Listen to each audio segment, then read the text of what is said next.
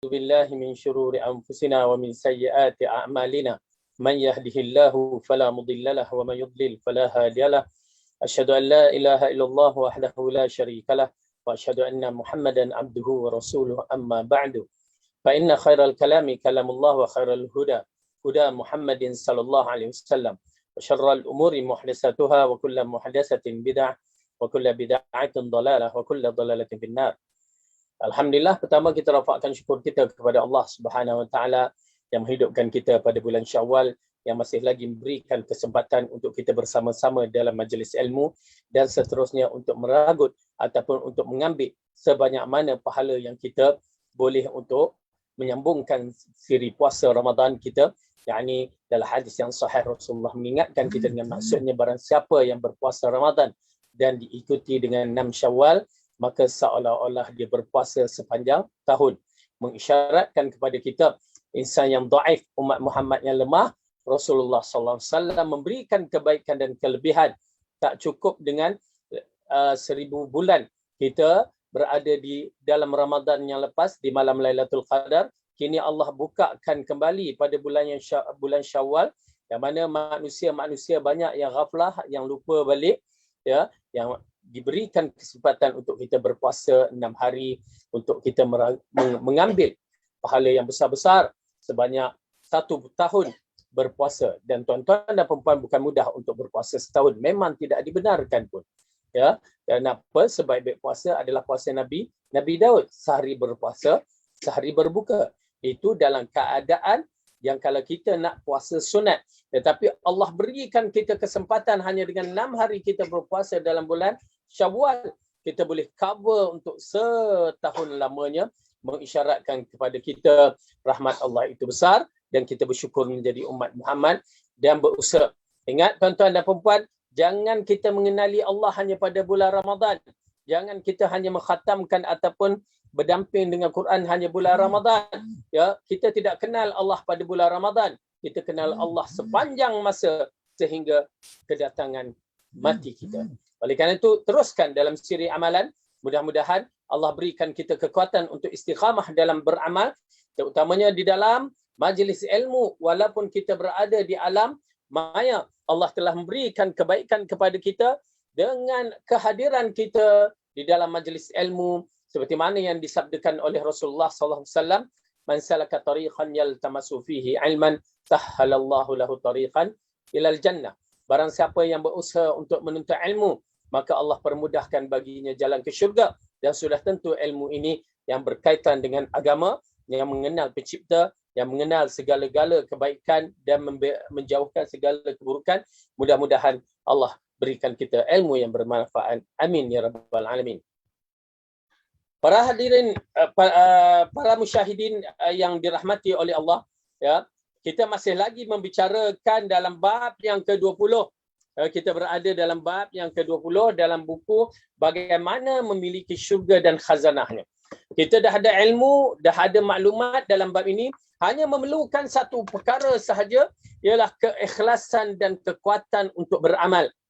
Keikhlasan kita, insya-Allah, mudah-mudahan Allah masukkan kita dalam kategori orang yang ikhlas, ya.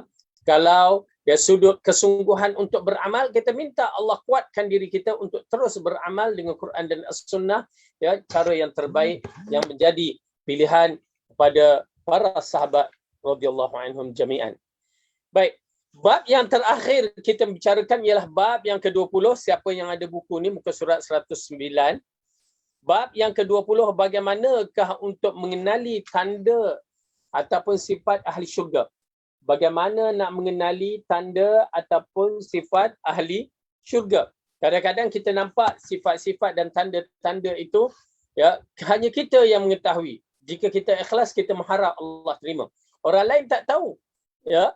Dan kita dah ceritakan, kadang-kadang orang nampak, kadang-kadang orang tak nampak. Biarkan orang nampak ke tak nampak, itu bukan urusan kita. Yang paling penting kita ikhlas. Misalan, ya, Rasulullah sallallahu alaihi wasallam mengingatkan kepada kita bahawa barang siapa yang selepas solat fardu dia membaca ayat kursi, tidak ada yang menghalangkan dia untuk sampai ke syurga, melainkan dia kena mati dulu. Melainkan kematian, yakni dia kena mati dulu, baru dia boleh mendapat syurga. Ini di antara perkara orang tak tahu, kita baca ke tidak, ya ayat kursi sewaktu kita lepas solat. Begitu juga dengan zikir-zikir. Ada perkara-perkara yang begitu menarik. Ya, orang yang mati dalam keadaan beramal, bersedekah, orang yang mati dalam keadaan berpuasa, orang yang mati dalam keadaan melakukan amalan soleh. Ya, itu di antara juga sifat-sifat ahli syurga. Jadi tuan-tuan dan perempuan, sifat-sifat ini besar. Dan kita janganlah tengok ya semata-mata orang tu senyum kan. Itu bukan semata-mata itu. Kenapa? Kalau kita melihat balik dalam bab-bab, kadang-kadang nampak orang kafir pun senyum aja. Ya, husnul khatimah ke? Tak. Ya, kenapa? Mereka ada siri pembedahan kadang-kadang bagi mayat itu yang boleh dibentukkan muka senyum ke apa ke, ya, waktu mereka mati. Tapi dalam keadaan mereka itu adalah orang yang jahat. Orang yang kufur kepada Allah, sudah tentu azab mereka itu tersedia. Tetapi kita sebagai seorang yang beriman, ya, senyum tak senyum, kalau senyum lagi indah, kalau tak senyum pun tak menjadi masalah. Yang penting syurga neraka itu ditentukan oleh Allah Subhanahu Wa Taala, bukan kita. Ya, oleh kerana itu berhati-hati. Ya, bila kita tengok ahli syurga dia, ya, jangan, kita tak tahu, hanya Allah yang mengetahui. Kalau kita katakan mudah-mudahan dia termasuk di kalangan ahli syurga, itu mungkin. Ya, ataupun seorang yang mati di dalam jihad fi sabilillah. Ya, seperti mana yang disebutkan dalam kitab Sahih Muslim, yang Imam Al-Bukhari membabkan satu bab. Jangan kamu mengatakan orang yang mati di jalan Allah fi sabilillah itu syahid. Ya. Kerana apa? Hanya Allah yang menetapkan syahid.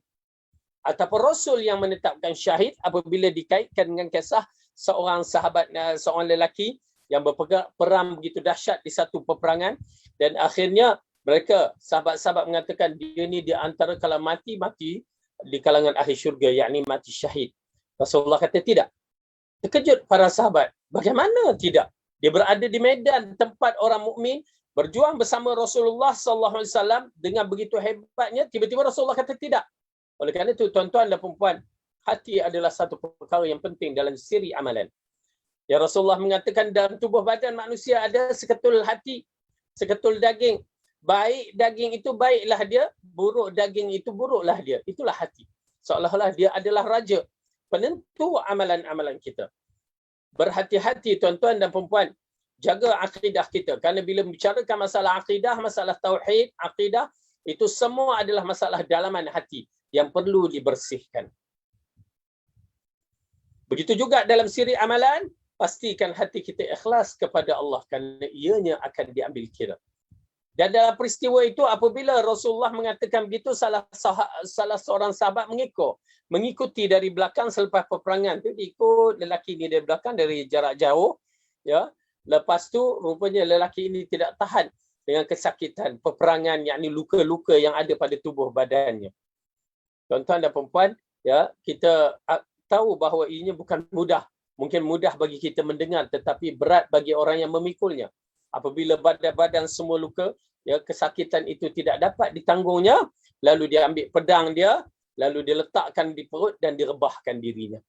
Oleh kerana itu, ya, sahabat perawi hadis menceritakan bahawa sahabat ini mengatakan bahawa, ya, betul apa yang disabdakan oleh Rasulullah, bahawa lelaki ini tidak dikategorikan mati syahid.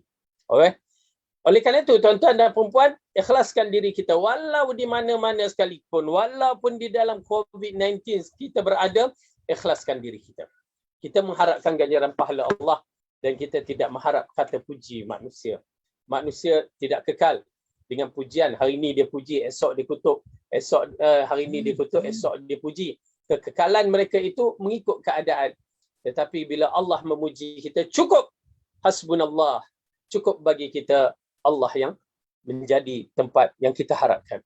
Bagi kita tidak penting bagi orang redha kepada kita. Yang penting ialah Allah redha kepada kita. Title radhiyallahu anhum itu yang kita nak. Ya, title itu merupakan title yang di antara title tertinggi yang dimiliki oleh para sahabat. Ya, selain daripada para nabi, para sahabat radhiyallahu anhum. Baik. Jadi kita sambung balik pelajaran kita yang berada di dalam muka surat 124. Ya, tajuk kecilnya nombor 23, 4 sifat dalam satu hari. Jika seseorang itu Muslim, yang mana dia beramal dengan amalan soleh. Oleh kerana itu, tuan-tuan dan perempuan, kita beramal dengan amalan soleh kita ini hanyalah kerana Allah. kita mengharapkan keredaan Allah, bukan keredaan manusia. Ramadan yang lepas itu kita mengharap agar Allah terima amalan Ramadan kita.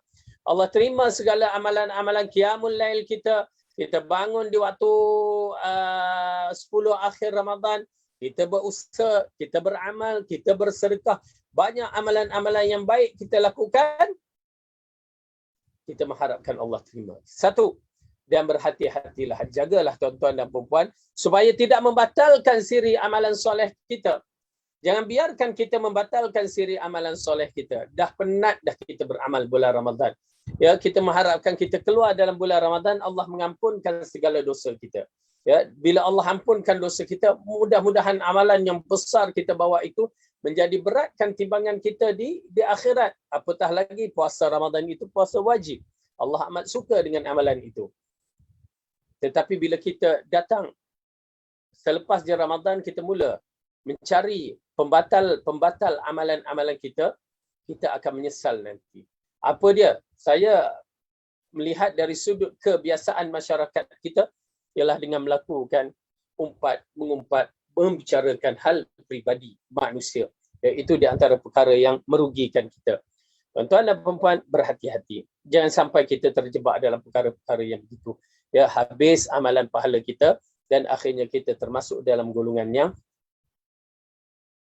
pergi menjadi miskin. Pergi dalam keadaan kaya dan akhirnya kita menjadi miskin, muflis di akhirat. Na'udzubillah min dzalik. Baik,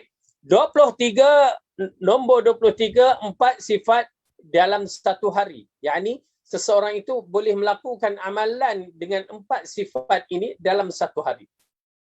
Dan ianya kadang-kadang bukan senang kerana berlainan masa. Kejadian apa semua itu dia ambil kira. Tetapi perkara ini berlaku juga jika seorang itu berhati-hati ataupun mereka inginkan mendapat ganjaran-ganjaran yang besar ini. Dan perbuatan ini pernah berlaku pada seorang sahabat Nabi yang bernama Abu Bakar radhiyallahu anhu, yang mana ianya melakukan 4 amalan dalam satu hari. Apa dia? Kita lihat hadis ini daripada Abu Hurairah radhiyallahu anhu berkata, sesungguhnya Rasulullah sallallahu alaihi wasallam bersabda, "Man asbaha al-yawma minkum sha'iman?" Qala Abu Bakar, "Ana." Qala "Man 'ada minkum maridan?" Qala Abu Bakar, "Ana." Qala "Man shahida minkum al-yawma al-janazatan?" Qala Abu Bakar, "Ana." Qala "Man at'ama al-yawma miskina?" Qala Abu Bakar, "Ana." Qala "Majtami'a hadhihi khisala fi rajulin fi yawmin illa dakhala al-jannah." Okay. Hadis sahih yang diriwayatkan oleh Bukhari dalam kitab Sahih Adabul Mufrad. Maksudnya, satu hari Rasulullah sallallahu alaihi wasallam bertanya kepada para sahabat, siapakah pagi ini dia berpuasa? Lalu Abu Bakar menjawab, aku. Ya, bukan maksudnya Abu Bakar nak menunjuk-nunjuk, tetapi disebabkan Rasulullah yang bertanya. Kalau orang lain bertanya, Abu Bakar bukan jenis orang yang nak menceritakan. Tetapi disebabkan Rasulullah yang bertanya, Abu Bakar terpaksa menjawab kerana di sebalik pertanyaan itu ada benda yang mungkin Rasulullah nak sampaikan. Oleh kerana itu Abu Bakar menjawab. Lalu Abu Bakar mengatakan, aku ya Rasulullah, aku berpuasa pada hari ini. Baik, satu bab. Kemudian baginda bertanya lagi, siapakah yang menziarahi orang sakit pada hari ini? Lalu sahabat Abu Bakar mengatakan, aku ya Rasulullah. Okay. Kemudian yang ketiga, Rasulullah bertanya lagi, siapa yang menyaksikan jenazah hari ini? Lalu Abu Bakar menjawab, aku ya Rasulullah. Lalu yang keempat, baginda bertanya, siapa yang memberi makan kepada orang miskin hari ini? Lalu Abu Bakar menjawab, aku. Lalu baginda bersabda, tidak berkumpul sifat-sifat ini dalam satu hari kepada seseorang, melainkan orang itu akan dimasukkan ke dalam syurga. Ya, terus terang saya kata, saya pun belum berhadapan dengan perkara-perkara yang begini.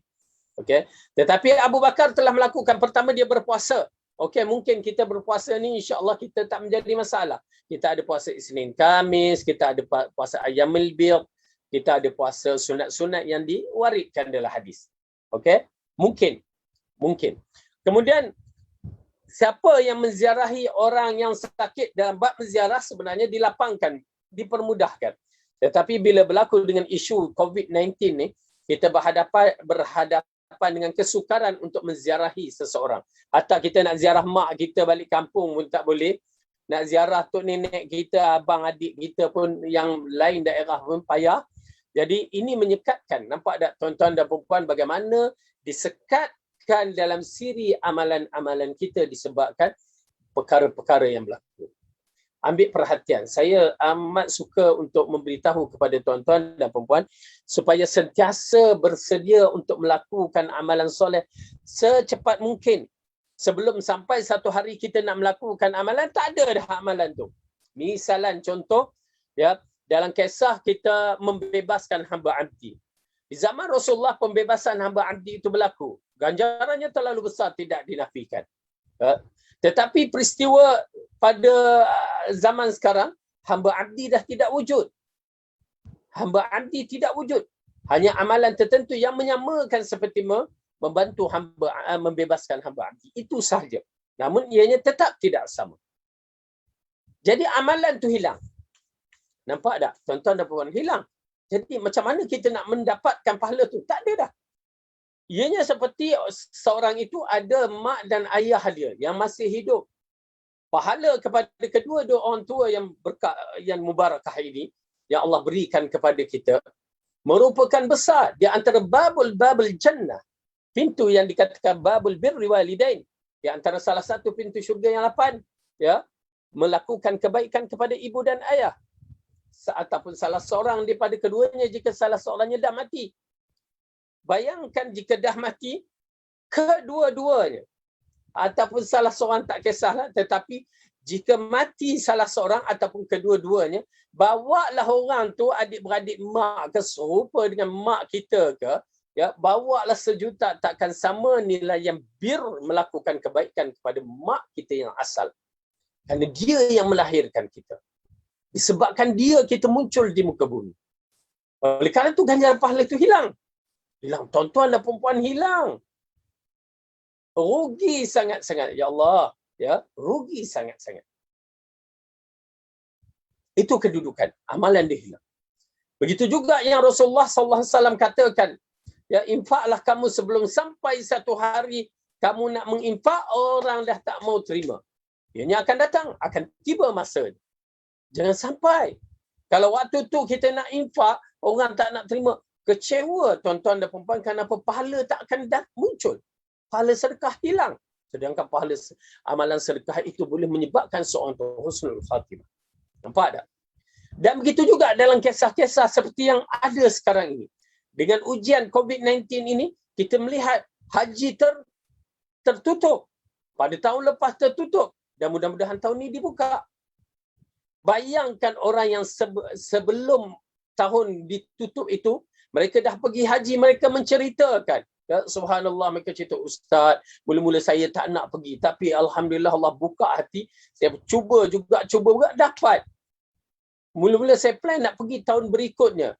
Tetapi Alhamdulillah Allah bagi jalan, saya dapat. Saya syukur sangat-sangat. Kerana apa? Pada tahun ni dan tahun akan datang, belum tentu kita dapat pergi lagi. Ya, belum tentu. Duit ada, tapi belum tentu. Penyakit yang ada, menakutkan.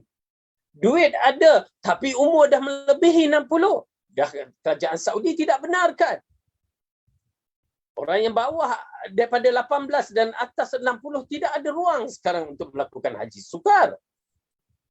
Oleh kerana itu, ya, tuan-tuan dan perempuan, jangan sampai hari-hari yang menggerunkan ini, ya, yang boleh menyebabkan kita tak boleh melakukan haji sedangkan dia di antara fardu yang amat dituntut. Oleh kerana itu, apa-apa pun haji tahun ni cuba rujuk pada saudara Ustaz Safwan kita, MKM. Ya, kok ada ruang untuk kita, alhamdulillah kalau dibuka. Ya, kita tunggu sahaja perkembangan selanjutnya. Jadi, begitu kedudukan kita, ya. Beramal, teruskan. Ada kesempatan beramal, ada juga kesempatan teruskan beramal. Misalnya sekarang MKM, ya, Ustaz Safwan kita akan membuat program misalnya korban misalnya. Ya, korban bersama MKM. Ya, buat Jangan biarkan dia, alah tak apa kami gini. Buat. Kenapa? Alhamdulillah, so far apa yang nak dibuat itu kita nampak amat baik dan amat penting. Amalan-amalan soleh yang kita lakukan. Ya. Kerana dengan harga yang berpatutan, lepas tu dia membantu kita untuk menguruskan segala-galanya untuk kita mendapat ganjaran pahala. Apa salahnya kalau kita buat? Jangan sampai satu hari kita nak buat, tak ada orang yang nak buatkan. Ya, orang yang jujur maksudnya nak buatkan. Baik. Jadi dalam bab ini kita melihat apabila Abu Bakar Rasulullah mengatakan siapa yang menziarahi orang yang sakit pada hari ini, lalu Abu Bakar mengatakan saya. Cuma kita pada hari COVID ini, kita nasihat berhati-hati saja. Ya, kalau boleh elakkanlah apa-apa agenda yang boleh menyebabkan jangkitan itu berlaku. Tuan-tuan dan perempuan, nyawa kita amat berharga. Orang nak percaya ke tak percaya, tak apalah. Yang penting di Serdang tu, di Sungai Buloh tu dah penuh. Ya, jangan kita masukkan nama kita dalam orang-orang yang begini.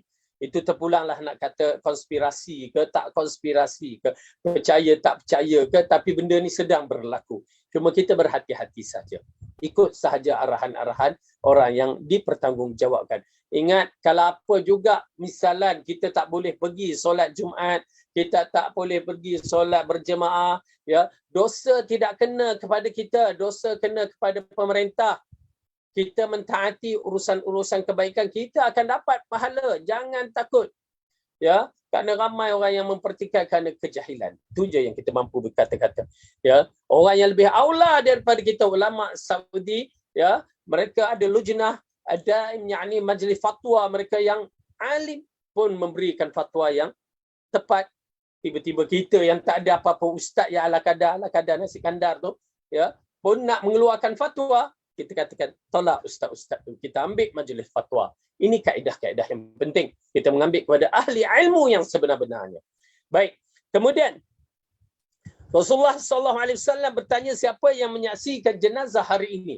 Tuan-tuan dan perempuan, jenazah ini adalah satu perkara yang jarang berlaku. Oleh kerana itu, dalam siri amalan ini, tiba-tiba berlaku ada kematian. Lalu kita menghadirkan diri kita menguruskan jenazah, maka sudah tentu pahalanya besar. Tetapi sekarang dalam isu-isu yang tertentu, masalah COVID-19, kita tak mampu untuk mengurus jenazah, hanya menyaksikan dari jauh saja.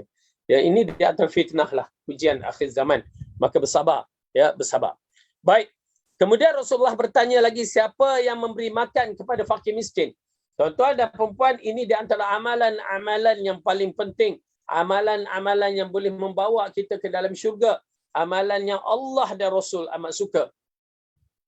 Amalan yang disebutkan di dalam Al-Quran berkali-kali.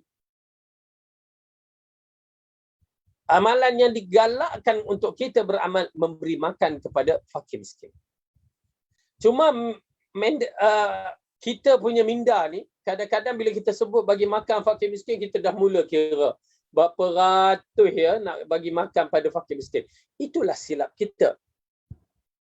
Sedangkan kalau ikutkan kaedah, orang miskin ni, seorang tu, dia pun dikatakan orang miskin. Kalau kita tahu dia itu miskin, seorang, ya, itu dikategorikan fakir miskin. Berapa ringgit agaknya kalau kita bagi sekali makan? 6-7 ringgit je tuan-tuan dan perempuan. Ya, kalau lebih pun 10 ringgit je. Sekali makan untuk dia dah termasuk dalam kategori memberi makan kepada orang miskin. Kalau kita fikirkan beratus ringgit, itu yang tak mampu. Tetapi kalau kita fikir 10 ringgit je, memang kita mampu. Maka bagilah makan. Tak kira ada masa kita bagi makan. Tuan-tuan dan perempuan, jangan takut bersedekah. Ya, jangan takut bersedekah. Kalau kita tak mampu nak bagi makan, bagi 10 ringgit, okey, pergi makan kat kedai. Ya, katakan duit ni untuk makan. InsyaAllah bila kita bagi tu, terus pahala makan tu, kita dapat. Dia khianat dengan beli ke barang-barang lain tu, dia bertanggungjawab depan Allah. Tapi kita dah bagi, okey, ini untuk bagi makan, maka kita dah dapat pahala tersebut. Ya, lebih baik kita beli, bagi makan, lebih baik. Itu lagi cantiklah susunan dia. Baik, jadi Rasulullah berkata begitu, kemudian Abu Bakar juga jawab. Sahabat lain tak menjawab. Dengan arti kata lain, pertama kita kenal lelaki yang bernama Abu Bakar. Sahabat Nabi yang setia dan sentiasa mengikut amalan-amalan yang terbaik yang Rasulullah suka. Allah suka. Jadi inilah Abu Bakar yang mana Syiah cukup benci pada dia. Ya, pada hari ini kita menyaksikan Abu Bakar lelaki yang agung. Ya, lalu Rasulullah mengatakan ini juga mengisbatkan ya sifat-sifat ahli syurga yang dimiliki oleh Abu Bakar, tidak berkumpul sifat-sifat ini dalam satu hari melainkan orang itu dimasukkan ke dalam syurga.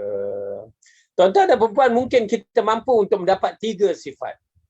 Ziarah orang sakit, berpuasa dan juga memberi makan. Tetapi kematian ini agak sukar. Nak dapat seorang mati itu agak sukar. Oleh kerana itu mungkin kita dapat mampu melakukan 3, tiba-tiba ialah ni kematian Ya, okey, memang untuk bagi sangat makan. maka dia belum melengkapi ciri-ciri ini. Tetapi pada satu hari kita berpuasa ataupun pada malam hari itu kita dapat tahu ada orang mati misalnya, dan kita pun nak melakukan 3 amalan yang terbaik yang lain tu, yang ini berpuasa, memberi orang makan, lepas tu apa lagi? Apa tadi? Menziarahi orang sakit, ya. Lepas tu terus menziarahi orang mati. Okey, jadi kita akan mendapat ciri-ciri amalan ini ataupun sifat ahli syurga. InsyaAllah. Kemudian yang ke-24, 3 sifat orang yang mati menjadi ahli syurga. Okey. Ada 3 sifat lagi, kalau orang tu mati dia akan menjadi ahli syurga. Tetapi yang tadi, yang 4 sifat itu dikumpulkan kepada seorang lelaki. Yang ni tak menjadi masalah kalau seorang itu berbeza-beza dalam ciri amalan, tapi dia ada salah satu daripada 3 sifat ini. Daripada Huzaifah ibnu Yamani radhiyallahu anhu berkata, telah bersabda Rasulullah sallallahu alaihi wasallam, "Man qala la ilaha illallah khutima lahu biha dakhala al-jannah. Wa man shama yawman ibtigha'a wajhillah khutima lahu bihi dakhala al-jannah. Wa man tasaddaqa bi sadaqatin ibtigha'a wajhillah khutima wajhillah khutima lahu biha dakhala al-jannah."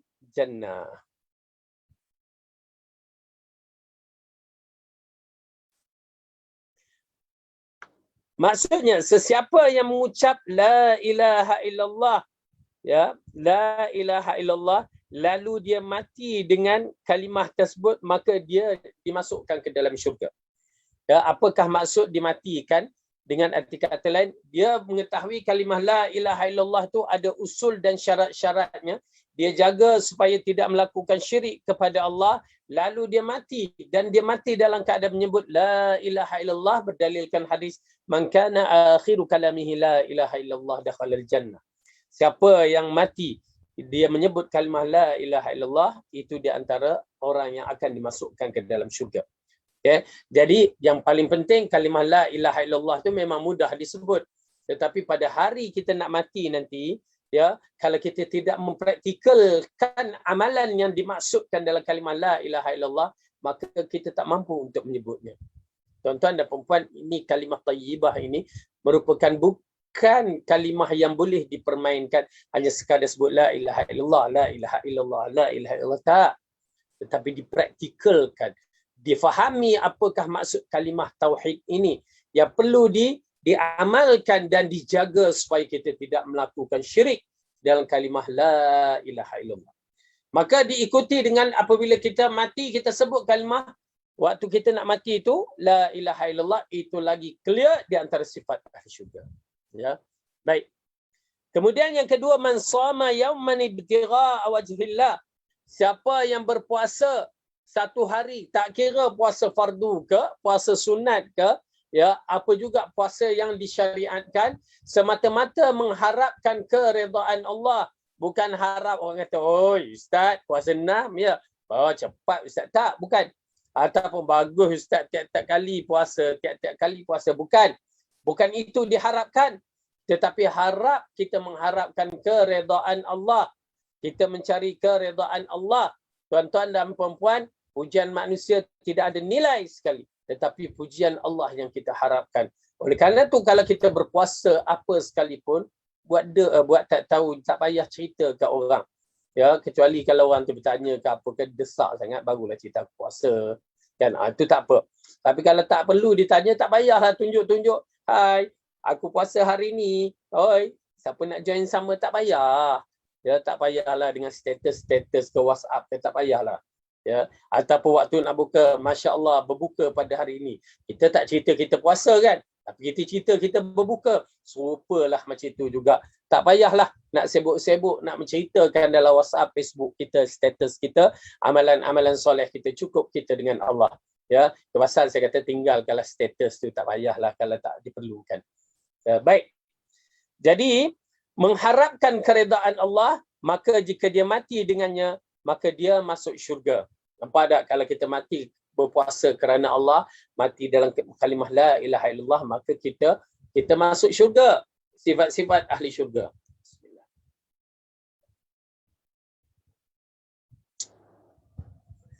Di dalam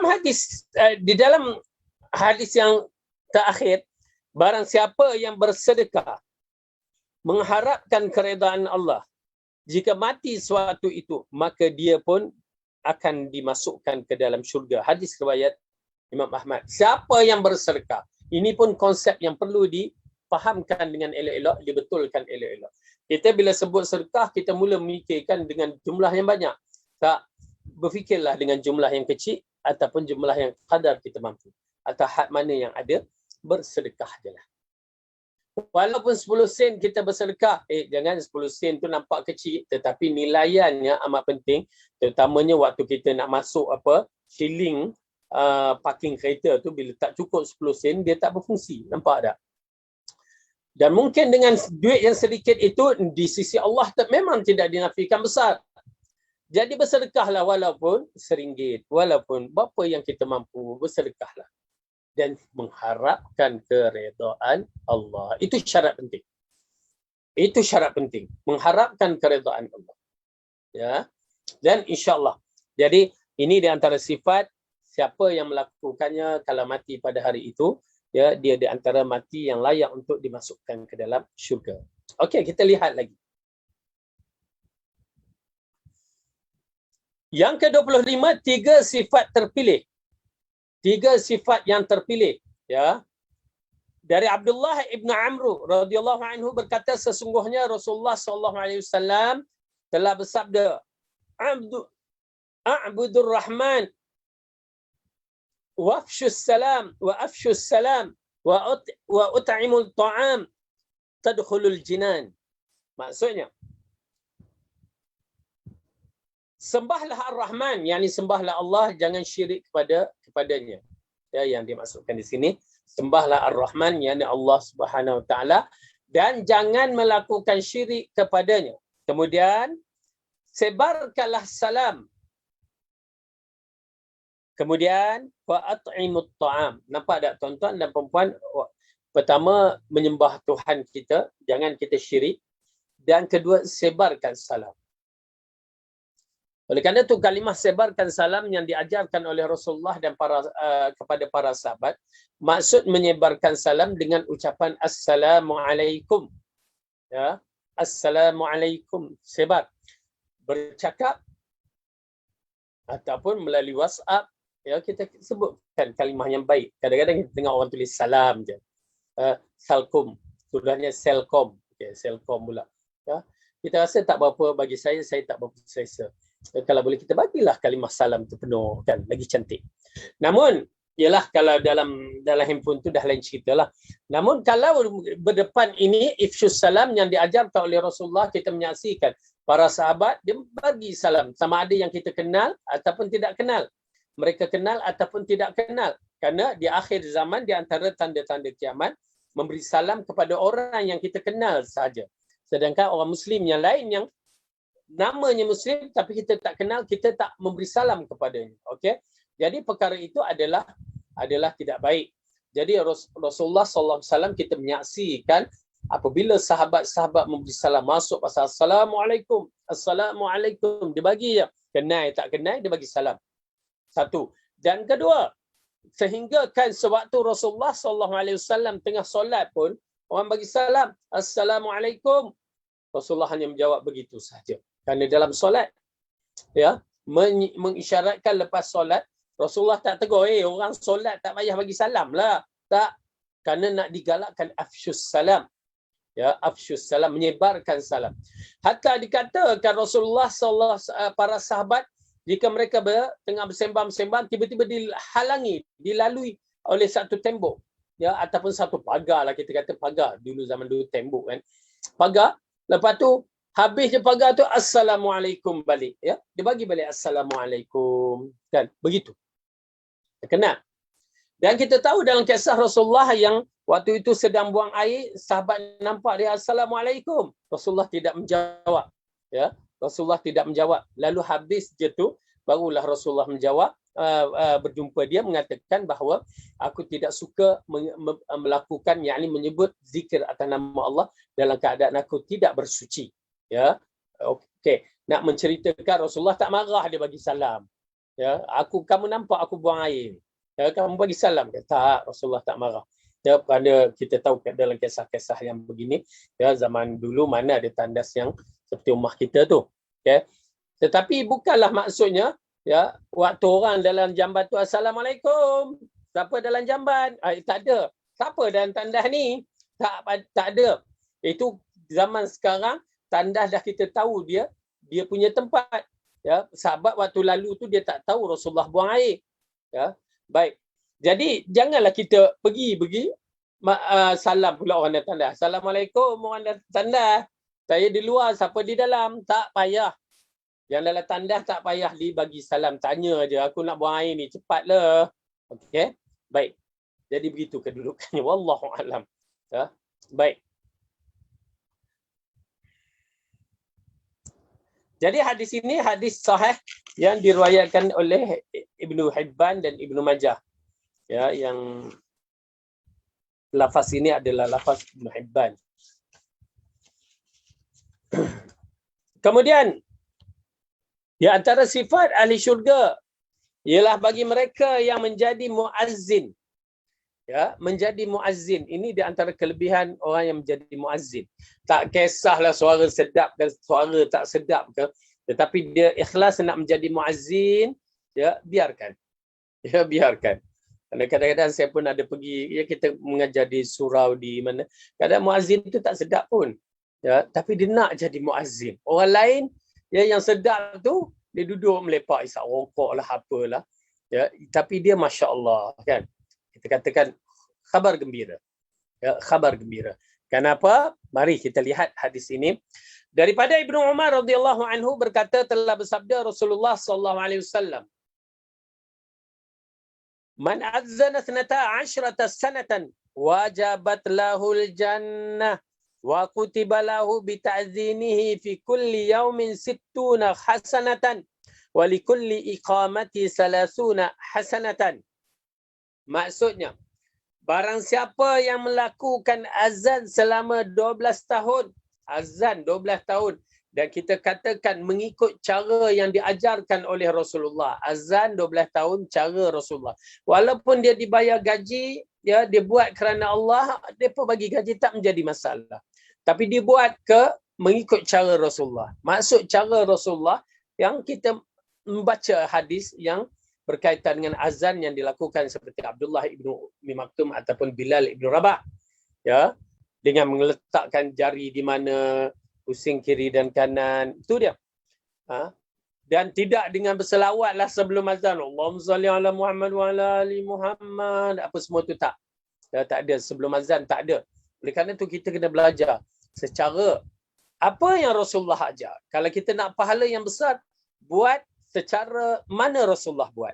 Rasulullah ajar kita. Kerana Rasulullah ajar kita mengikut program wahyu. Dia tak pernah mengikut program akal. Oleh kerana itu kita kena faham elok-elok. Agama kita adalah agama wahyu, bukan agama akal. Agama kita adalah agama wahyu, bukan agama akal. Baik di sisi Allah, baiklah di sisi kita. Buruk di sisi Allah, buruklah di sisi kita. Baik di sisi kita, belum tentu baik di sisi Allah. Ya, oleh kerana itu agama ini adalah agama wahyu. Baik, jadi selama 12 tahun, ya, beruntung bagi mereka yang menjadi muazzin selama 12 tahun. Kemudian, ya, Rasulullah mengatakan, maka baginya syurga Wajabat lahul jannah. Yakni layak dia masuk syurga. Wajabat lahul jannah. Dan dituliskan pada setiap azan, tiap-tiap hari 60 kebaikan. Ya. Wa kutiba lahu bi ta'zinihi fi kulli yaumin 60 hasanatan. Ya, pada tiap-tiap hari di azan tu ganjaran pahala 60 kali ganda. Ya, tuan-tuan dan puan-puan, bila saya membicarakan Rasulullah mengatakan Allah akan memberikan 60 ganda, 60 kali ganda tu hanya Allah yang Maha mengetahui. Betapa besar ganjaran pahala ini. Kalau boleh menyebabkan masuk syurga itu, betapa besar amalan dia miliki. Subhanallah, ya. Kemudian pada tiap-tiap iqamah 30 kebaikan. 30 kebaikan, wallahu a'lam, berapa banyak hanya Allah yang mengetahui. Ya, tetapi ianya begitu besar. Beruntung bagi mereka kaum lelaki yang menjadi muazzin. Ya, kita ni ya, nak kalau boleh nak jadi imam je terus. Tak nak muazzin tu tak mainlah muazzin. Ya, disebabkan kejahilan kita. Kejahilan kita. Kita tinggalkan yang terbaik ini. Bukanlah kata menjadi imam tidak baik. Tetapi nak menceritakan kedudukan muazzin ini, penjaga waktu solat ini besar. Pahalanya di sisi Ar-Rahman.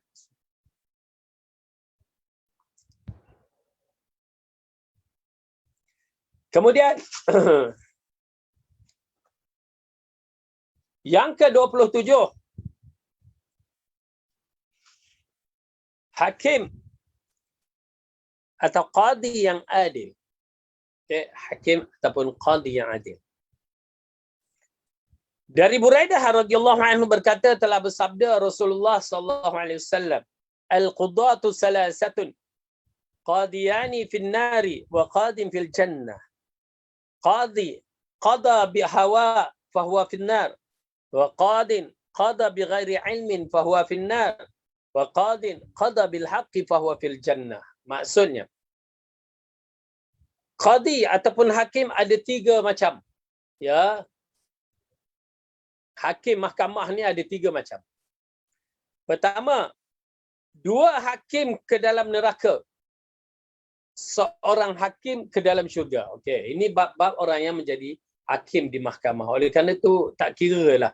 Kita sebenarnya hakim kita adalah hakim berlandaskan ya perundangan Islam, hudud undang-undang Islam. Undang-undang sivil ni dah menjadi satu mengikut hawa nafsu. Tetapi ala kulli hal kita nak cerita kedudukan hakim ini, dia ada 3 sifat dia. Kalau dia berada di mahkamah sivil pun, maka dia kena tunai jaga hak-hak. Ya.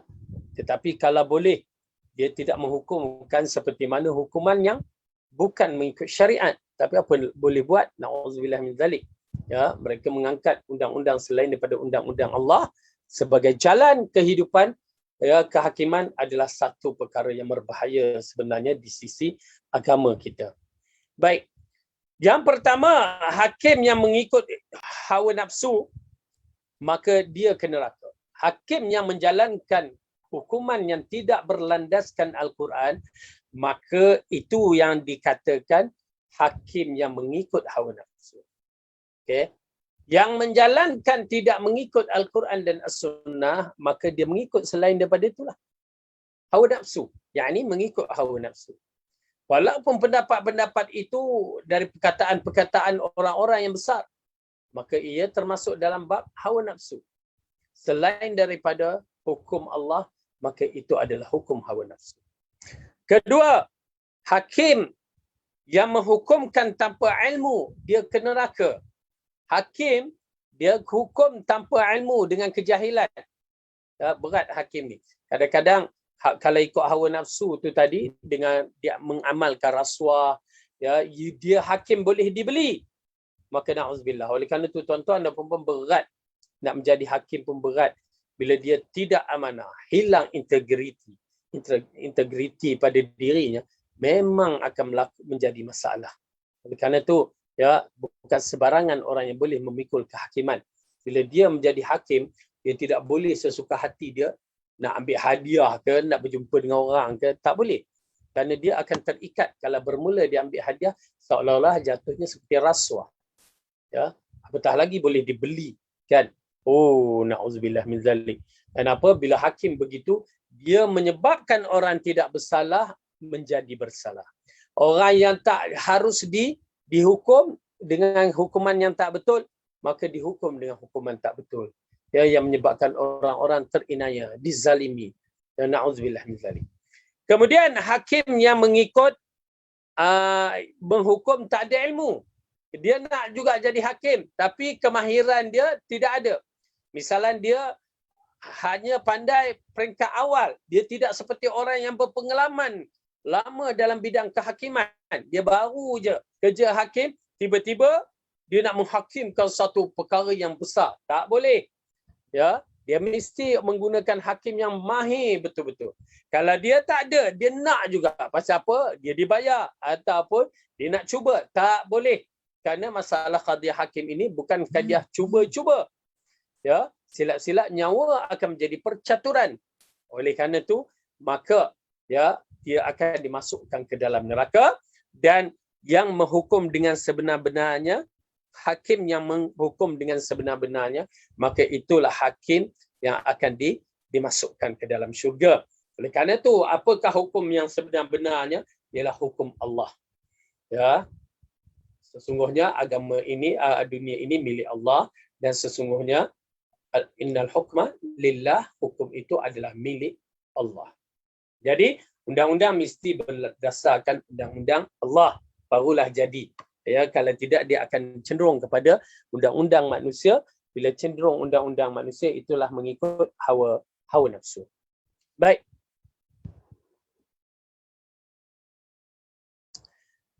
Yang ke-28, memelihara lidah dan kemaluan.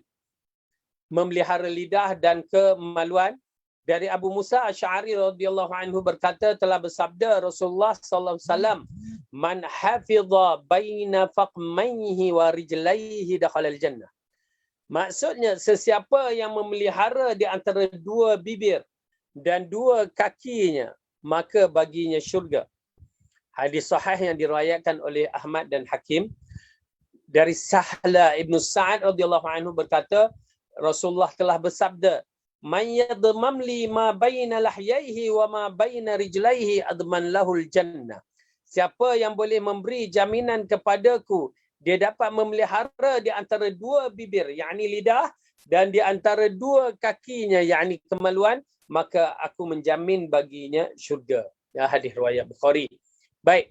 Dalam hadis kedua-dua hadis ini mengisyaratkan kita bahawa dua perkara ini ramai yang masuk neraka, terutamanya lidah. Ya. Lidah. Yang mana apabila Muaz bin Jabal mengatakan, ya Rasulullah, apakah disebabkan lidah orang boleh masuk neraka? Ya, sakulatum, satu kalimah yang Rasulullah sebutkan. Ya, yang mana dia mengatakan, wahai Muaz, tak kamu lihat ke berapa ramai orang boleh menghancurkan dengan lidahnya?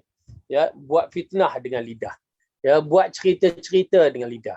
Tetapi zaman sekarang dah di teknologi bertukar lidah, ya, menjadi WhatsApp. Tangan-tangan kita ni yang akan dipertanggungjawab oleh Allah, yang menyebarkan cerita-cerita palsu ni, ya, akhirnya akan menyebabkan kita dimasukkan ke dalam neraka. Oleh kerana itu, orang yang bertakwa dia akan cuba menjaga lidahnya, ya, berhati-hati supaya tidak menyebut melainkan yang kebaikan, ataupun tidak meng-WhatsAppkan melainkan dengan kebaikan. Ya ayyuhallazina amanu, a'udzubillahi minasyaitonirrajim, ya ayyuhallazina amanu taqullah wa qulu qawlan sadida. Wahai orang yang beriman, takutlah kamu kepada Allah dan katakanlah perkataan yang baik-baik. Orang yang beriman akan menjaga perkataannya dengan perkataan yang baik-baik. Tuan-tuan dan puan-puan, jagalah. Jangan disebabkan lidah kita, kita hilang ganjaran pahala kita. Janganlah disebabkan lidah kita, kita menjadi muflis di akhirat. Nauzubillah min zalik. Pelihara. Dan kemudian yang kedua, menjaga kemaluan yang disebutkan baina rijlai, di antara dua kaki itu, yakni kemaluan. Berapa ramai yang kita melakukan kezaliman kepada diri kita dengan membuat perkara-perkara yang tidak baik. bila kita bicarakan tentang kemaluan ini, bukan sekadar berzina saja. Apa juga perbuatan-perbuatan yang dilarang. Hak kemaluan itu ada yang disebutkan oleh Allah Subhanahu Wa Taala. Maaf kata, seperti melakukan onani ataupun melakukan perkara yang tidak seharusnya. Ya, maka dia termasuk dalam perkara yang boleh membawa kepada ke neraka. Ya, oleh kerana itu, wahai ma'syarah syabab, wahai pemuda-pemuda, jaga diri elok. Kalau mampu kahwin, kahwin. Satu peringatan kepada pemuda, kalau mampu kahwin, kahwin. Terutamanya waktu COVID ni, kahwin cukup bagus. Bukan bagus apa? Jimat belanja. Orang nak letak 10,000 mula mikir. Ya tak payahlah ambil lah 2-3,000 pun okey. Ya tak ada kenduri belah sana, tak ada kenduri belah sini. Alhamdulillah. Ya, pasal kalau boleh kahwin-kahwinlah waktu COVID ni. Ya, subhanallah. Apa disebabkan kebaikan tu kita nampak, ya, dia kembali kepada cara sunnah. Kembali kepada cara sunnah maksudnya, kembali kepada cara sunnah, kenduri tak melampaui batas. Tak ada berpuluh ribu.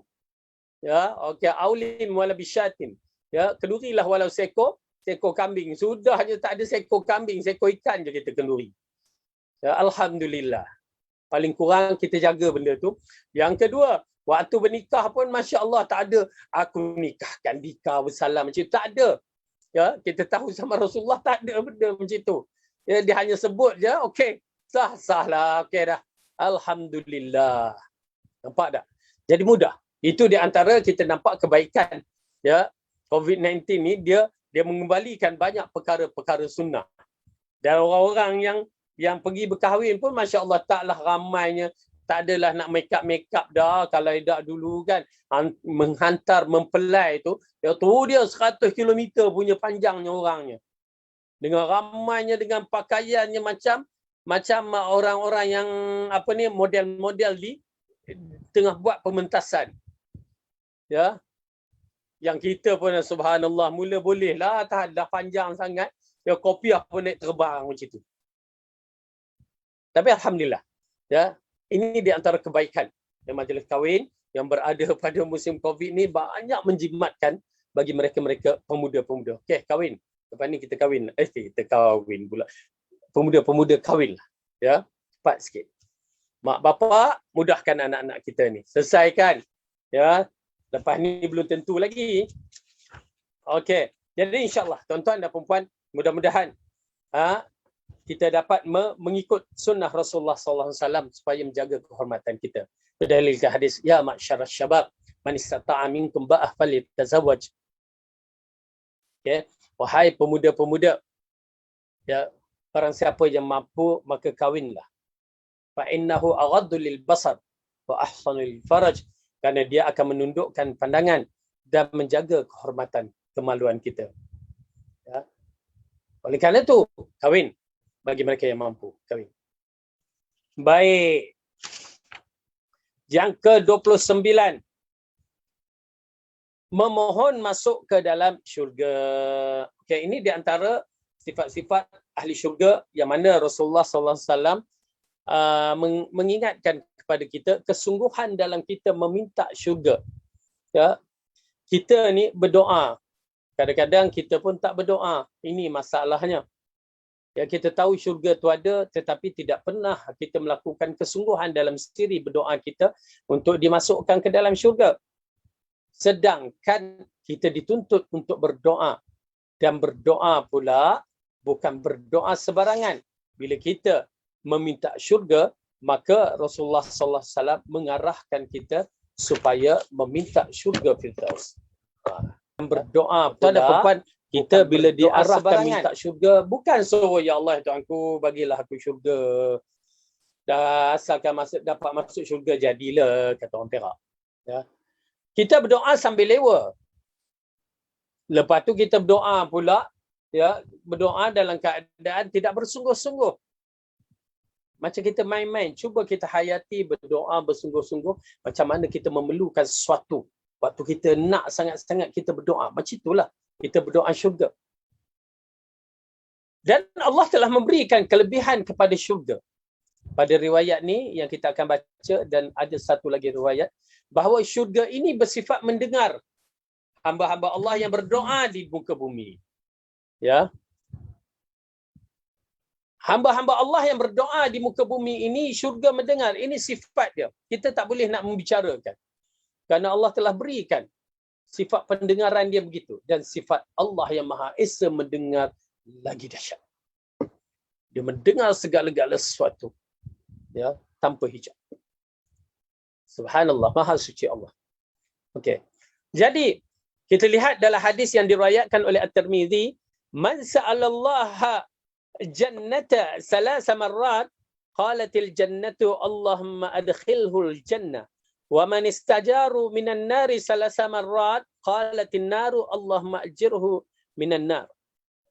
Agak menarik ya tuan-tuan dan puan-puan, agak menarik.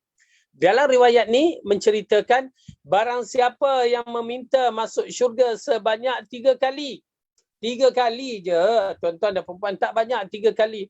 Ya Allah, masukkanlah aku ke dalam syurga Firdaus. Ya Allah, masukkan aku dalam syurga Firdaus. Ya Allah, masukkan aku dalam syurga.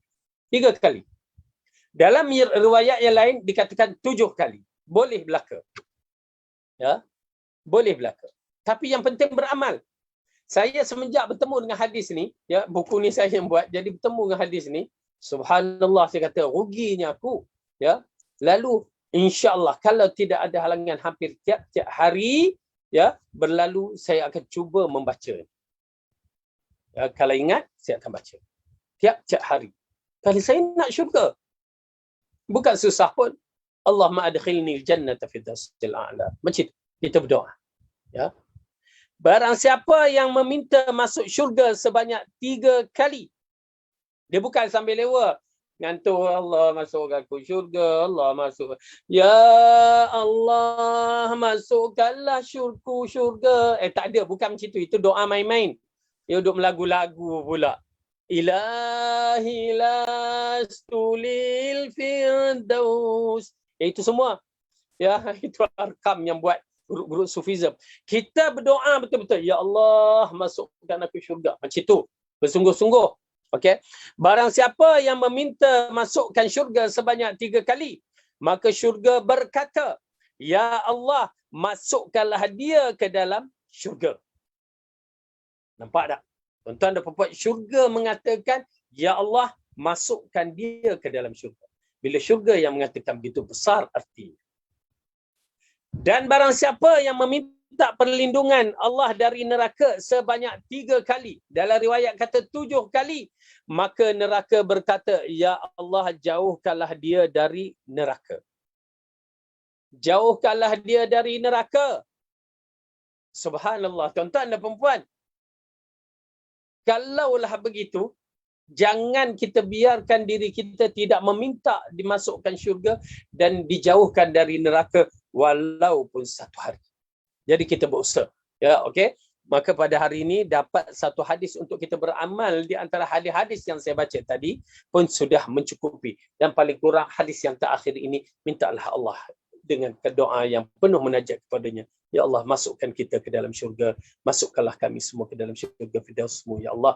Masukkanlah kami semua ke dalam syurga Firdaus-Mu, ya Allah. Masukkanlah kami semua ke dalam syurga Firdaus-Mu, ya Allah. Allah, peliharalah kami dari neraka-Mu. Jauhkanlah kami dari azab neraka-Mu. Jauhkanlah kami dari azab neraka-Mu. Jauhkanlah kami dari azab neraka-Mu. Wallahu a'lam bisawab. Yang baik itu datang daripada Allah, salah silap dari saya sendiri. Aqulu qawli hadza wa astaghfirullah li wa lakum. Wassalamualaikum warahmatullahi wabarakatuh.